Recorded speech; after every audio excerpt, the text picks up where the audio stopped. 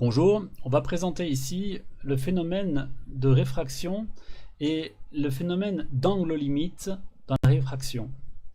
On va aussi essayer de comprendre dans quelles circonstances cet angle limite de réfraction apparaît. Alors pour ce faire, on va utiliser cette application qui permet de modéliser le trajet d'un rayon lumineux dans une expérience que vous avez sans doute déjà fait en classe. Alors ici on a un rayon lumineux qui passe de l'air dans le milieu numéro 1 à l'air dans le milieu numéro 2, c'est-à-dire qu'il ne change pas de milieu, donc le trajet du rayon lumineux est en ligne droite. On va changer la circonstance, on va faire passer le rayon lumineux de l'air, cette fois-ci, à l'eau. Et là on voit que le rayon lumineux est dévié. Alors on constate également que le rayon lumineux, finalement dans cette déviation, va se rapprocher de ce que l'on appelle la normale, qui permet de mesurer les angles. Donc il se rapproche de la normale, et ceci, peu importe le rayon incident, peu importe l'angle du rayon incident, toujours le rayon réfléchi est plus proche de la normale. Alors ce phénomène-là sera toujours vrai quand le rayon lumineux passera d'un milieu d'indice plus petit vers un milieu d'indice plus grand. Alors quand je parle d'indice, ici je parle d'indice de réfraction. Et on peut par exemple augmenter l'indice de réfraction du milieu 2 en disant que c'est pas de l'eau mais que c'est du verre. Voilà, donc maintenant au lieu de vouloir 1,33, l'indice de réfraction vaut 1,5. Et le phénomène de se rapprocher de la normale est encore plus fort. On pourrait dire que c'est du diamant, allez, soyons riches. Et puis on voit que l'indice de réfraction a encore augmenté, et donc le phénomène de se rapprocher de la normale est encore plus fort.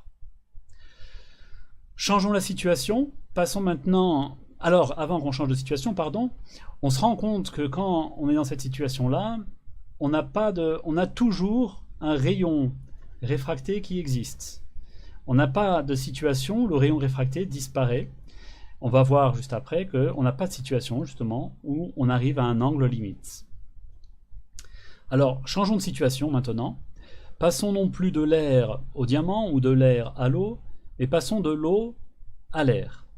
Passons de l'eau à l'air et voyons ce qui se passe. Alors, on a le rayon lumineux qui est encore dévié. Cette fois-ci, au lieu de se rapprocher de la normale, vous constatez qu'il s'éloigne de la normale.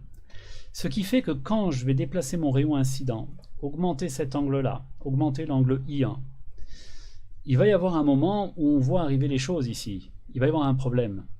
Et effectivement, voilà le problème. C'est-à-dire que arrivé à une certaine valeur de I1, qu'on appellera l'angle limite, qui ici vaut à peu près 50 degrés, eh ben, le rayon réfracté n'existe plus.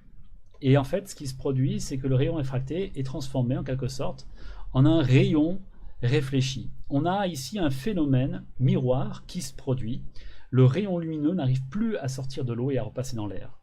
Il est coincé dans l'eau et il y a un phénomène de miroir où on voit que cette fois-ci, maintenant, l'angle qui est ici, c'est le même qui est de ce côté-là.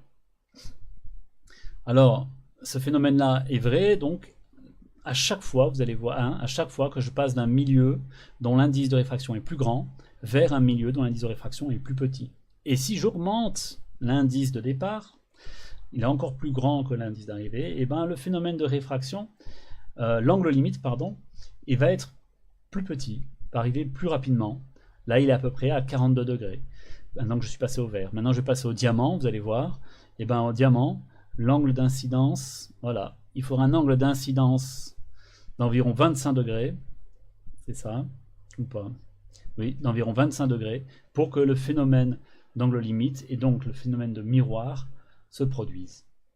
Finalement, pour que ce phénomène de réflexion, d'angle limite apparaisse, il faut qu'on passe d'un milieu qui soit plus grand, d'indice de réfraction plus grand, vers un milieu d'indice de réfraction plus petit. N1 plus grand que N2.